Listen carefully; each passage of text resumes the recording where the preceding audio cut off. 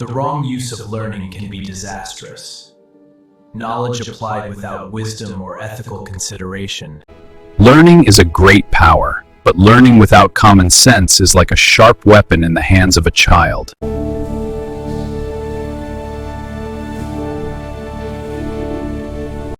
ಒಂದು ಹಳ್ಳಿಯಲ್ಲಿ 4 ಸ್ನೇಹಿತರು ವಾಸಿಸುತ್ತಿದ್ದರು. ಅವರಲ್ಲಿ 3 ಬಹಳ ವಿದ್ಯಾವಂತರಾಗಿದ್ದರು.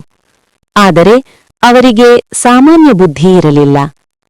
4ನೇ ಸ್ನೇಹಿತನು ಹೆಚ್ಚು ಓದಿಲ್ಲ. ಆದರೆ ಅವನ ಬಳಿ ಉತ್ತಮ ಸಾಮಾನ್ಯ ಜ್ಞಾನ ಮತ್ತು ವಿವೇಕ ಇತ್ತು.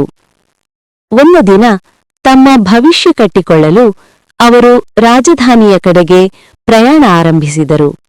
ಮಾರ್ಗದಲ್ಲಿ ಅವರು ಒಂದು ಗಾಢ ಅರಣ್ಯದ ಮೂಲಕ ಹೋಗಬೇಕಾಯಿತು. ಅರಣ್ಯದಲ್ಲಿ ಸಾಗುತ್ತಿರುವಾಗ ಒಂದು ದೊಡ್ಡ ಮರದ ಕೆಳಗೆ ಸಿಂಹದ ಎಲುಬುಗಳ ಗುಡ್ಡವನ್ನು ಅವರು ಕಂಡರು. ಒಬ್ಬ ವಿದ್ಯಾವಂತನು ಹೇಳಿದನು, ಇವು ಸಿಂಹದ ಎಲುಬುಗಳು. ನನ್ನ ವಿದ್ಯೆಯಿಂದ ನಾನು ಇವುಗಳನ್ನು ಸೇರಿಸಿ ಸಂಪೂರ್ಣ ಅಸ್ಥಿಪಂಜರವನ್ನು ನಿರ್ಮಿಸಬಹುದು.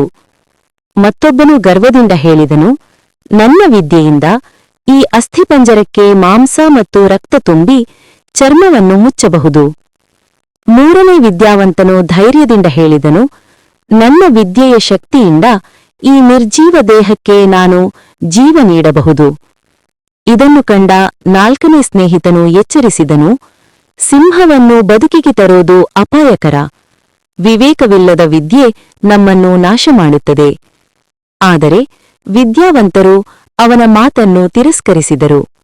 ಈತ ನಮ್ಮ ವಿದ್ಯೆಗೆ ಅಸೂಯೆಪಡುತ್ತಿದ್ದಾನೆ ಎಂದು ಹೇಳಿದರು. ಅಪಾಯವನ್ನು ಅರಿತ ವಿವೇಕಿ ಸ್ನೇಹಿತನು ತಕ್ಷಣ ಅಲ್ಲಿಂದ ಓಡಿ ಒಂದು ಮರದ ಮೇಲೆ ಏರಿ ತನ್ನನ್ನು ರಕ್ಷಿಸಿಕೊಂಡನು. 3 ವಿದ್ಯಾವಂತರು ತಮ್ಮ ವಿದ್ಯೆಯನ್ನು ಬಳಸಿ ಮೊದಲು ಎಲುಬುಗಳನ್ನು ಸೇರಿಸಿದರು. ನಂತರ ಮಾಂಸ, ರಕ್ತ ಮತ್ತು ಚರ್ಮವನ್ನು ತುಂಬಿದರು.